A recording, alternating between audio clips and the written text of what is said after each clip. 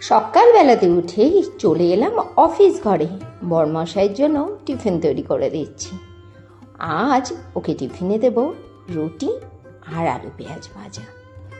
ওনার রুটিটা আবার এমনি করে দিলে হবে না, রুটিতে একটু আবার ঘি মাখিয়ে দিতে হবে, তাহলে খুব ভালোবাসে খেতে। এই যে রুটিও দিয়ে দিলাম টিফিন কৌটোর মধ্যে, আর আলু ভাজাটাও প্যাক করে দিয়ে দিতে হবে। আর সকালবেলাতে সকালের যে পুজো সেটাও আমার হয়ে গেছে। পুজো করে তারপরেই ঢুকেছিলাম রান্নাঘরে। দুজনের জন্য চা তৈরি করে নিলাম। সকালবেলাতে আমি চা আর রুটি খাবো, বড়মশাই চা বিস্কিট খেয়ে অফিসে বেরিয়ে গেছে। তারপরে লেগে গেলাম ঘরদোরগুলো আবার ঝাড়ু পোছা করার জন্য। এখন তো ব্যাক টু ব্যাক শুধু ক্লিনিক ব্লগ আসবে। আসলে পুজো চলে এসেছে, আর পুজোর সময় ঘরদোর তো ঝাড়পোছ করতেই হবে। আর আমি তো প্রতিদিন আমার যে সমস্ত কর্মকাণ্ডগুলো করি, যাই করি না কেন, কম বেশি তোমাদের সামনে তুলে ধরার চেষ্টা করি। আর এই ঘরটা ঝাড়াটা খুব চাপ হয়ে যায়। এই ঘরে যে জিনিসপত্র প্রচুর বেশি রয়েছে।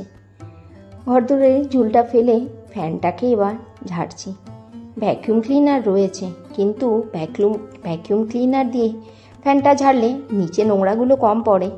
কিন্তু আরও একটা সমস্যা রয়েছে, ক্লিনারটা এত বেশি ভারী যে আমি হাত দিয়ে তুলে ফ্যান ঝাড়ার সময় আমার হাত একদম ব্যথা হয়ে যায়।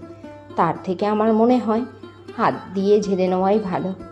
অত দাম দিয়ে ভ্যাকিউম ক্লিনারটা কিনেছি, ওটা বেশি ইউজই হয় না। হ্যাঁ, উপরের ঘরে জানলা চ্যানেলগুলো পরিষ্কার করার জন্য ওটা বেশ আদর্শ। ফ্যানটাও পরিষ্কার করা যায় খুব ভালো, যেহেতু আমি আগেই বললাম আমার হাত খুব ব্যথা করে, হয়তো ভারী আমি উঁচু করে তুলে ধরে রাখতে পারি না। আর এই ঘরে সব থেকে বেশি নোংরা হয় কোথায় জানো? এই বাঙ্কারগুলোর উপরে বড্ড বেশি ধুলো পড়ে যায়। বাঙ্কারটা তো আর রোজ ঝাড়া হয় না, ঘরদোরগুলো তো প্রতিদিনই যেখানে যা ঝুল পড়ে ফেলে দিই, কিন্তু বাঙ্কারের ওপরটা তো রোজ রোজ চেয়ার টেনে নিয়ে এসে ঝাড়া হয় না। বাঙ্কারের ওপরে অল্প বিস্তর জিনিসপত্র থাকে, সেগুলোকে সব টেনে নামিয়ে ঝেড়ে পুছে ওই তুলে রেখেছি। ওই দেখো, কাপড়টাকে দিয়ে আবার ঢাকা দিয়ে রাখি। আর এই যে পর্দা টর্দাগুলো যেগুলো খুলেছিলাম, এগুলোকে সব নিয়ে গিয়ে রাখি। আজ আর মেশিনে দেব না, এইগুলো মেশিনে দেব কাল, কেননা আজ যা কাচা হবে সেগুলো অলরেডি মেশিনে লাগিয়ে দিয়েছি। দেখে মনে হয় কত পরিষ্কার উপর থেকে, না? কিন্তু ভেতরে ঢুকলে বোঝা যায় কত নোংরা। দেখতে পাচ্ছ পরিষ্কার পরিচ্ছন্ন ঘরে কত ঝুল নোংরা বেরিয়েছে। সবাই বলে তুমি ঘরদোর কি ঝাড়ো বলো তো, তোমার ঘরদোর তো কত পরিষ্কার থাকে। আমি তো জানি কোথায় ঘরের নোংরাগুলো থেকে গেছে। আর এই পুজো আসছে বলে কথা, বাড়িঘরগুলোকে ভালো করে পরিষ্কার পরিচ্ছন্ন না করলে কি চলবে বলো তো? শুধু গাদা গাদা শপিং করছি তাহলেই হবে? শপিং, হ্যাঁ, শপিংয়ের কথায় মনে পড়লো, শপিং করা কমপ্লিট হয়ে গেছে। আজ জানো রান্নাবান্না কিন্তু কিচ্ছু তোমাদের সাথে শেয়ার করতে পারিনি, কেননা মাথায় তাড়া ছিল। ঘরদোরগুলোকে তো ঝাড়পোছ করে নিয়েছিলাম সকালবেলাতে। রান্নাবান্নার পরেই আবার এসেছি পোছাপুছির কাজ নিয়ে। আজ শুধু ঘরের ফার্নিচারগুলো পুছে নেব। এগুলো কিন্তু আমি কলিন দিয়ে সপ্তাহে একদিন পুছেই দিই, কিন্তু মাঝে মাঝে একটু ডিটারজেন্ট দিয়েও পরিষ্কার করে নিই। একদম চকচক করে ডিটারজেন্ট দিয়ে পরিষ্কার করলে, কলিন দিয়েও পরিষ্কার করলে ভালোই চকচকে হয়, কিন্তু মাঝে মাঝে একটু ডিটারজেন্ট দিয়ে যখন পরিষ্কার করি না, তখন বোঝা যায় যে কত বেশি নোংরা আটকে আছে। আর প্রচণ্ড গরমও পড়েছে, ঘামে একদম অবস্থা খারাপ হয়ে যাচ্ছে। এই কটা দিন জামা কাপড়গুলো ঘামে অর্ধেক আর জলে অর্ধেক ভিজে থাকছে। আর এত ঘরদোর ঝাড়ার ফলে কি হচ্ছে বলো তো, ঠান্ডা গরম লেগে যাচ্ছে।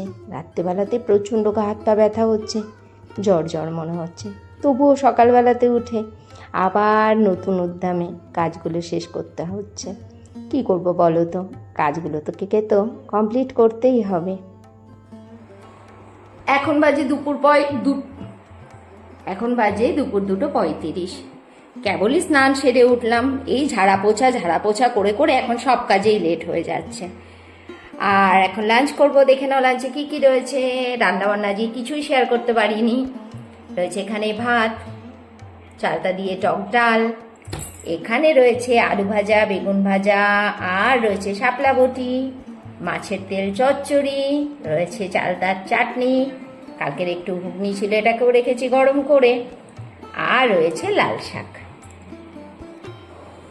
খাবার ফেরত চলে এলাম রাত্রিবেলাতে। রাতের খাবার দাবার করে জোগাড় জানাবি হয়ে গেছে। তৈরি করে নিলাম রুটি, এদিকে তৈরি করেছি আলু চচ্চড়ি, আর দুপুরের এই ডাল, মাছের তেল, শাক, বেগুন ভাজা এগুলো রয়েছে। এগুলো খাবে বরমশাই ভাত দিয়ে, আমি আমার ছেলে মেয়ে খাবো রুটি, তরকারি, মিষ্টি। চলো আজকের ব্লগটা তাহলে এখানে শেষ করছি। টাটা।